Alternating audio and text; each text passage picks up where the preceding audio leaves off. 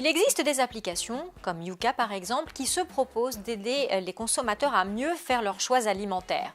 Ce sont des applications qui jouent souvent sur la peur alimentaire. Elles se proposent par exemple de trier les bons et les mauvais additifs.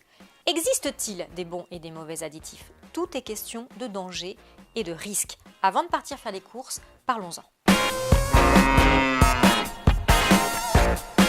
L'Académie d'agriculture a publié début décembre une note pour rassurer les consommateurs. Rien de naïf, rien de niais, on parle de science. Première chose, tous les additifs alimentaires autorisés en Europe font l'objet d'une étude poussée de l'EFSA, l'autorité sanitaire européenne.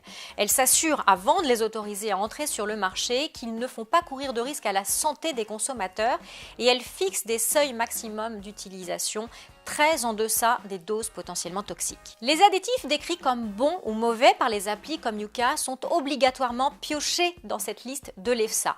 Comment est-ce que les applis décident qu'ils sont bons ou mauvais? On ne le sait pas. On ne sait pas non plus qui réalise le tri. Tout ça n'est pas très rigoureux. Pourquoi les décrire comme bons ou mauvais? Eh bien parce que les applis confondent souvent le danger et le risque qu'il y a à consommer ces additifs. Le danger, en toxicologie alimentaire, c'est la propriété d'une molécule d'avoir un effet toxique. Le danger n'est pas synonyme de risque. Le risque, c'est la probabilité d'être exposé au danger en consommant un aliment qui contient la molécule à une dose toxique. Une métaphore simple, le danger pour un bateau, c'est de couler. Toutes les molécules sont potentiellement dangereuses, c'est une question de dose. Le risque pour un consommateur, c'est d'être précisément dans le bateau qui va couler.